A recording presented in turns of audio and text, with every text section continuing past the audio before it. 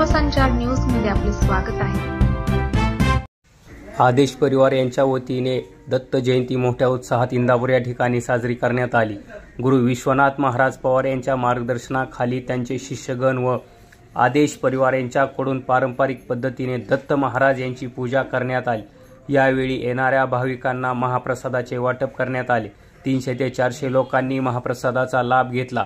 गुरु विश्वनाथ महाराज पवार बोलताना म्हणाले की पुढच्या वर्षी याही पेक्षा चांगले नियोजन करून मोठी दत्त जयंती इंदापूर या ठिकाणी साजरी केली जाईल। यावेळी सर्व भाविक भक्तांना महाराजांनी आशीर्वाद देऊन शुभेच्छा दिल्या। यावेळी साक्षात गाणगापूर सारखी प्रचिती आल्याचे अनेक भक्तांच्या तोंडून चर्चा ऐकण्यात आली।